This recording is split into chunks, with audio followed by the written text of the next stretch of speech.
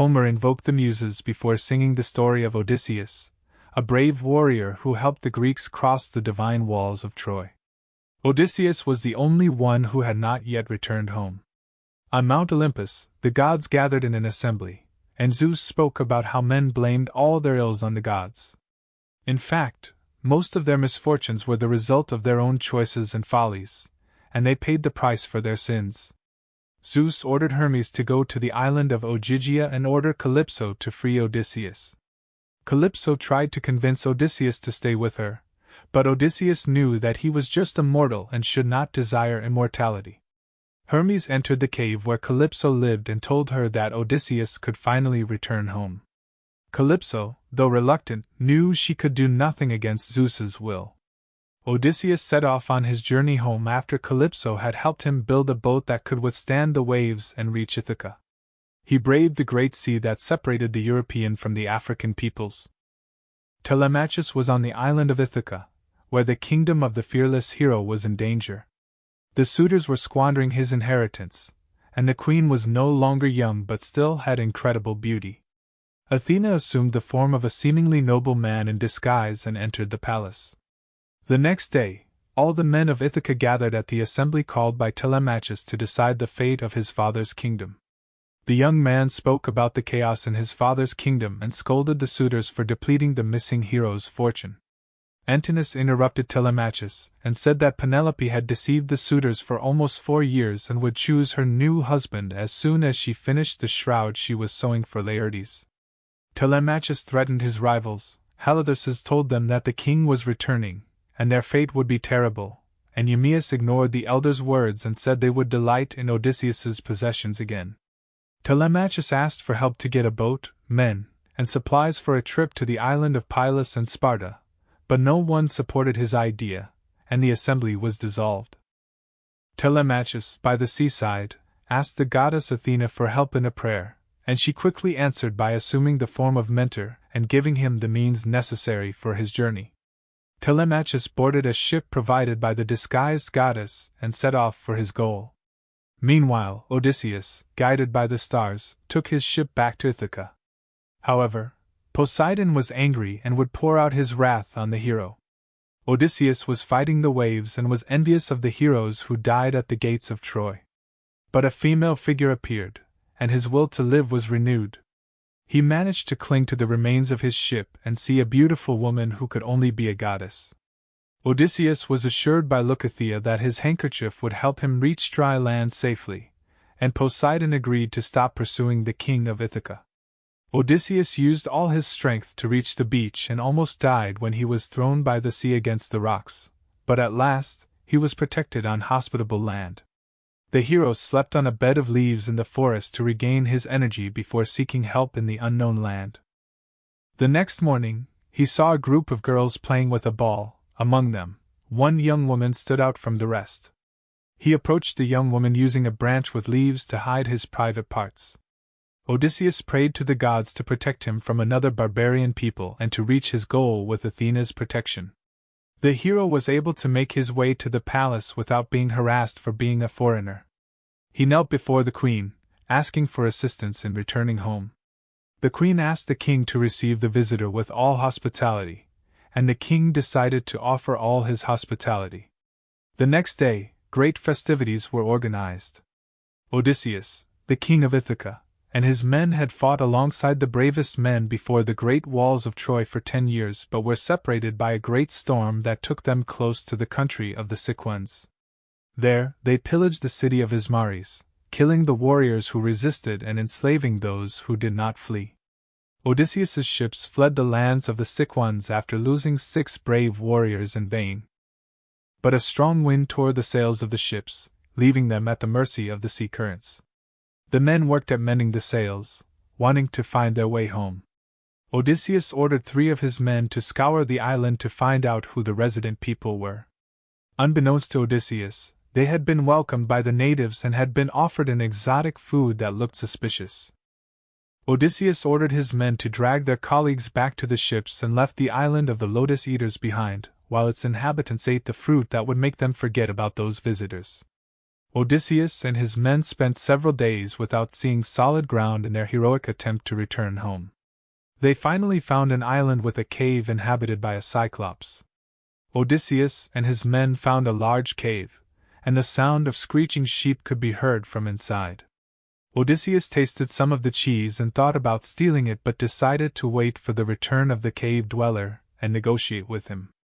Odysseus's men killed 2 Cyclops, and the beast devoured them both. The Cyclops then moved a huge stone, blocking the exit of the cave.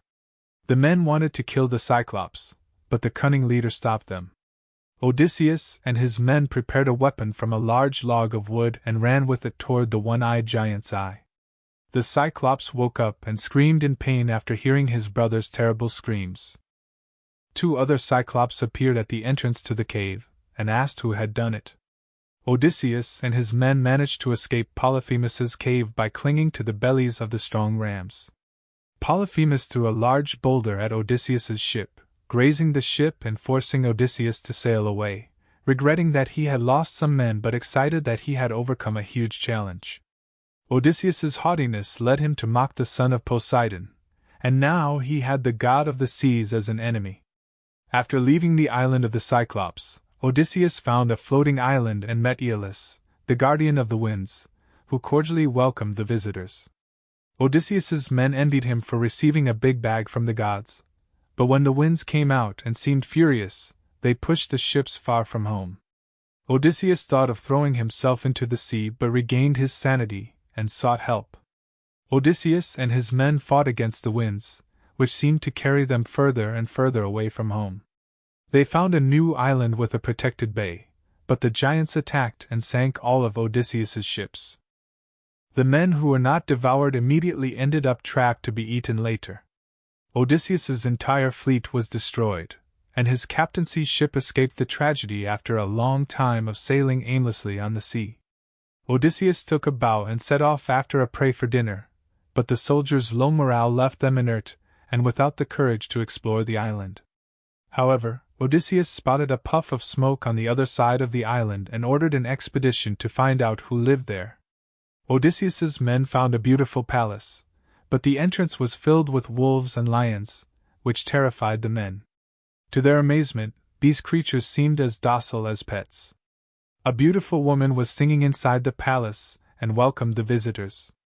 Circe had turned all the visitors into pigs and led them into the pigsty.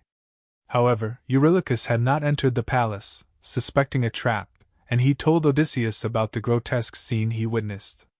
Odysseus set out to rescue the few men he had left but met Hermes, the messenger of the gods. Odysseus drank the antidote and proceeded towards the palace, where Circe was waiting for him. She served him a drink and then touched him with her staff, ordering him to head for the pigsty. But Odysseus was immune to her charms and pushed the staff away, threatening Circe with his sword. Odysseus was very well treated by the nymphs, who cleaned and dressed him. Circe was sitting at the table, waiting for the king, and used her powers to restore the pigs to their previous form. Odysseus was amazed. Odysseus and his men stayed on Circe's island for a year, enjoying the hospitality of their divine hostess.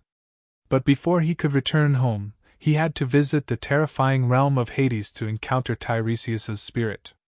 Odysseus and his men set off for Hades after grieving the loss of another shipmate.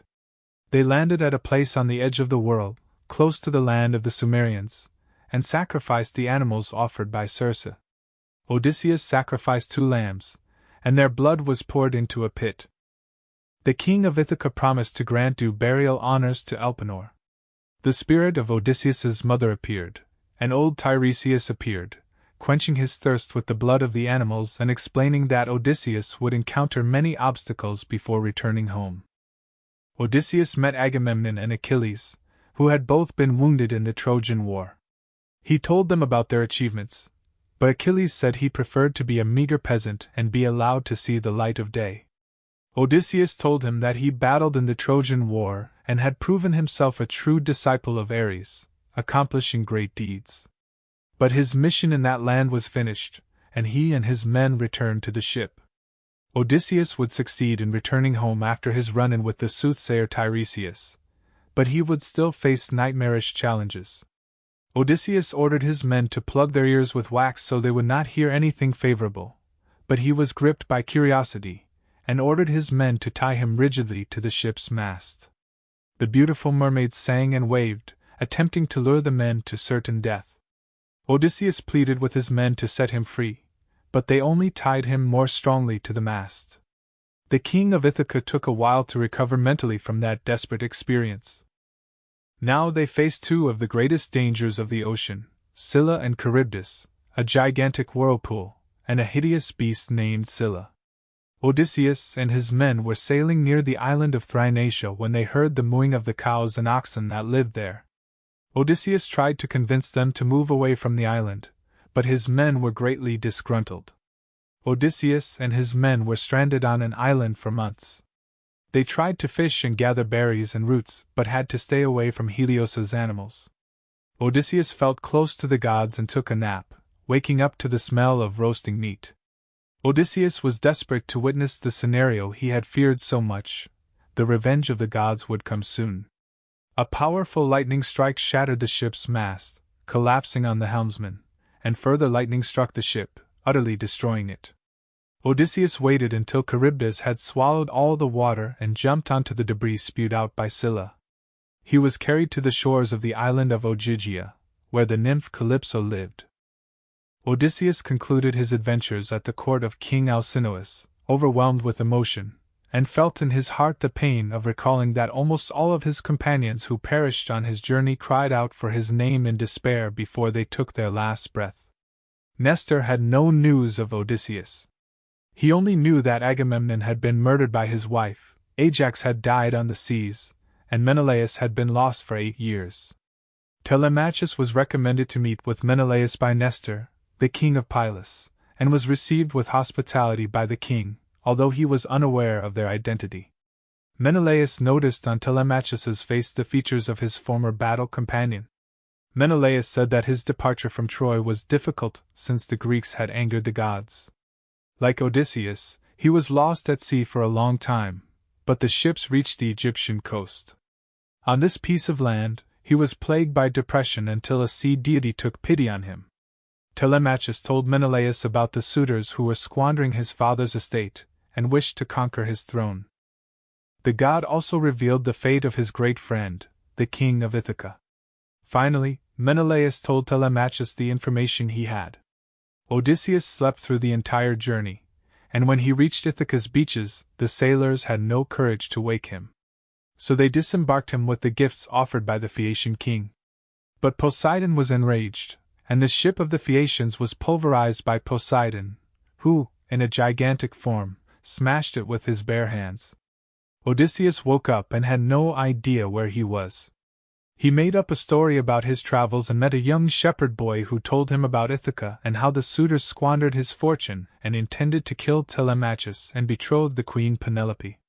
Odysseus heard footsteps approaching the house of Eumaeus and saw his grown son, Telemachus, being greeted cheerfully by the pig man. Telemachus told the pig man to go to the palace to tell Odysseus secretly about his return. But the goddess Athena appeared behind him and told Odysseus that the time had come to reveal himself. Odysseus and his son embraced, and tears were shed. Odysseus went to the palace to beg among the suitors and know who they are and what their enemies had been planning. Before he reached the palace, he had an unexpected reunion with his old dog Argos, who had lived 3 years of neglect and was now too weak to run to him.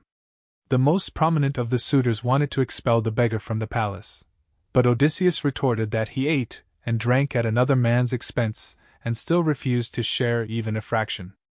The other suitors told Antinous that the gods would disguise themselves to test men's hospitality. The suitors were entertained by the bickering between beggars, and Antinous challenged them to fight. Odysseus accepted the fight, and Antinous was surprised to see Odysseus's muscles. He was knocked out by a single blow to the neck. Queen Penelope suddenly appeared, thanks to the goddess Athena, who bathed her with ambrosia.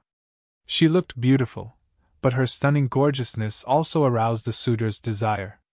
Antinous said that her patience was running out, and she was to choose her new husband the next day. Penelope told Odysseus about her dream.